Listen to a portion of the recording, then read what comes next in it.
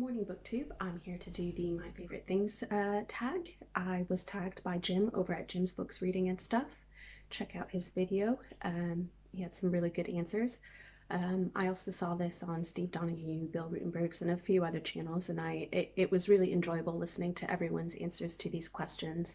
I actually had a difficult time with this because how do you choose one or even a few of your top or favorite things from various different genres? I did struggle with this a bit for that reason, but I made an attempt and here are my answers. So the first prompt is, who or what is your favorite musician or band? The band that I've probably been listening to the longest and most consistently throughout my years would be the Red Hot Chili Peppers. I really enjoy their style of music. I like how they've evolved and changed over the years. I didn't even particularly mind when Frusciante left the band, even though he's still my favorite. And Klinghoffer came in, and they had a couple of different albums which were a bit different, and I think some hardcore fans were upset about that. But I did enjoy their style of music when Klinghoffer was in the band, but I think he's left and Frusciante came back again. So if any of you are interested in the Red Hot Chili Peppers, there's a little history lesson for you. But yeah, I enjoy other styles of music as well. I really like classical. I do enjoy country music. So yeah, this was a different question just because there's so many great artists and bands out there. But anyways, the next question is, what are your top 3 films? So as a kid, my favorite film was probably Gladiator. Some of the other films that I enjoy are The Big Lebowski. I like Inglourious Basterds.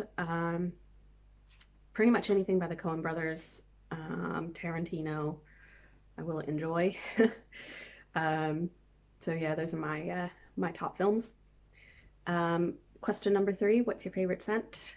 For some reason, this was really difficult for me because there's so many pleasing scents out there. But I think Bill Rutenberg said his favorite was the smell of freshly cut grass. And I was like, oh yeah, of course. My favorite smell is actually probably wet grass or petrichor. I love the smell of, asphalt or grass after a summer's rain. I think it's just something that's very pleasing to me. So the next question, what's your favorite Disney film? And I think this probably means what's your favorite animated Disney film, in which case it's probably Sleeping Beauty. But I think Remember the Titans is a Disney film, and if we're going with any Disney film, it would probably be that. I absolutely love that film. If you haven't watched it, definitely watch it. What's your favorite season is the next question. So it depends on where I am. I grew up on the East Coast of the United States, but I currently live in the north of England. So if I'm in the States, probably fall or autumn. I absolutely love the color of the changing leaves, the crisp autumn smell, just the chill in the morning. I really enjoy American autumns for that reason. Over here in the north of England, summer's probably my favorite when it's dry. The temperature isn't that hot as opposed to where I grew up. Where I grew up was practically, summers were hot and swampy. You couldn't walk out without, slicing through the air with a butter knife. So if you weren't expecting to do anything that involved outdoor activities where I grew up, then you were guaranteed to just sweat throughout the day. Whereas over here, I think British summers are more, the temperature is a lot more like fall where I grew up. It barely breaches, high 60s Fahrenheit in the summers here. So it's really good for water sports, hiking, without, breaking a sweat. So number 6, what's your favorite seasonal drink? So I choose 3 for different seasons. I don't know if there's a seasonal drink for spring, but anyways, my favorite seasonal drink in the winter would be Bailey's Liqueur. I only have that on Christmas Eve, so it's a nice special treat. In the fall, I like apple cider, hot apple cider. It doesn't really seem to be a thing over here in England. Hard cider, hard cider, or alcoholic cider seems to be the preferred drink in the southwest, maybe west, you know, Shropshire, the West Country. That's what I'm trying to say. But I'm not a huge fan of alcoholic cider.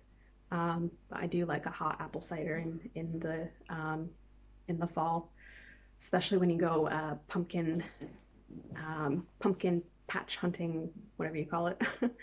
And then in the summer, again, this isn't a thing over here in England, but there's nothing more that I like than an iced tea lemonade on a really hot summer's day back in the States. I think it's just so refreshing and wonderful and exactly what you need in that particular weather. So number 7, what's your favorite article of clothing? I'm wearing it, more especially for this video. This is just a, you know, pretty plain red scarf. In fact, I found it in, you know, a pharmacy over here in Boots, but I just think the color's really beautiful and just sort of spruces up any outfit that I've had. So yeah, probably my favorite article of clothing. Next, what's your favorite author? Or who's your favorite author, sorry. This was kind of a struggle, so I prefer history. So nonfiction history. I would say my top 2 favorite authors would be Dan Jones and Ian Mortimer. So both of them write about the medieval era, particularly in England. So Dan Jones does a lot of popular history. He's got some shows on the BBC as well. Excellent he does a great job at popularizing history and making it enjoyable to people who don't otherwise aren't otherwise interested in history, and I think that's one of his talents. And he just writes exciting stuff. When you read his histories, it doesn't feel like you're reading a dusty, dry academic piece of work. He makes it exciting. And the same goes for Ian Mortimer. He writes a lot of biographies, so he wrote a biography on Roger Mortimer, and Henry V, Henry IV. He writes really exciting biographies on these well-known figures in medieval history. And I think he's not afraid of also proposing really somewhat controversial ideas as well, but he backs it up with evidence or really good arguments. So I think he's good for that reason as well. My favorite nonfiction author, and I feel like a cheat sort of saying this because I haven't even read some of his more popular works or his larger works, would be Gabriel Garcia Marquez. One of my favorite fiction genres is magical realism, and I really like Marquez's short stories. I really enjoyed Of Love and Other Demons, and some of his other short stories as well, so it would probably be Marquez. So number 9, what's your favorite place that you've visited? Oh, sorry, I'm getting ahead of myself. What's your favorite place to read? Well, in my fantasy world, it would be on a hammock.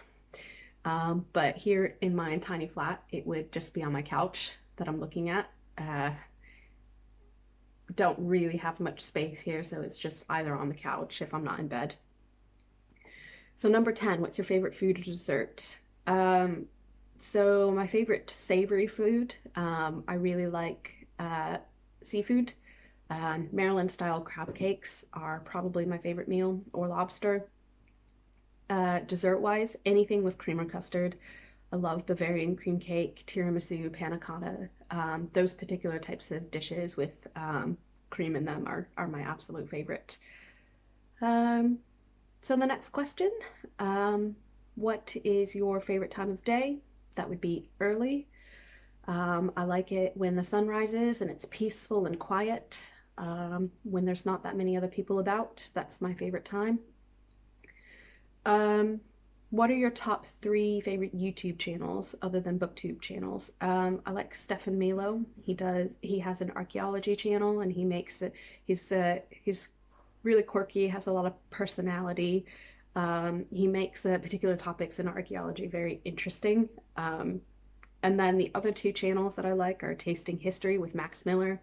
Again, very exciting, very entertaining. His channel, he recreates dishes, ancient recipes. He's done, dishes from ancient Sparta, ancient Mesopotamia, in the 19th century. And he's just really funny and has a great character. Um, and then this is another food channel, but I like Townsend's. But he particularly specializes in 18th century North American cooking. And he's got a very colonial vibe. He dresses like a colonial homesteader. He cooks using traditional 18th century methods. I really enjoy his channel for that reason, and he just seems very genuine, and I like that about him. So the next question, what is your favorite musical or play? So I like The Phantom of the Opera. I like The Sound of Music, Hairspray. I'm not a huge fan of plays, but I do like those musicals. I liked Hamilton as well when that came out. But anyways, um, what's your favorite place that you visited? So this probably just shows how untraveled I am, but I couldn't pin this down. It depends on what memory I'm trying to evoke. But if the place has lots of history and lots of exciting things to do, that probably gets top marks for me. My husband and I actually went to Scarborough last summer when we had a brief respite from the lockdown here. And that ticked all the boxes for me. It had history with the castles. We went surfing there. It was just a really great time. I don't know if I liked it just because it was one of the only trips that we were able to take in the past 2 years because of the pandemic, but I did think it was very enjoyable for that reason. I like uh, any place that has a lot of rugged beauty and I can go hiking and outdoorsy things. I really like South Texas for that reason. I liked Andalusia in Spain. I like the south of France for all of its culture. Morocco. I had a difficult time choosing that. Um, and then I think I skipped a question here, which was tag three people. I think because I'm This always might answer your question. Morocco has a progressive personal income tax system in which the average tax rate increases as the taxable income increases. Morocco has marginal tax Alexa, rates ranging. stop. Getting a little economy lesson from Alexa there. Apologies for that. Um, so, anyways, the if you haven't done this tag yet, which you probably have, then I tag you.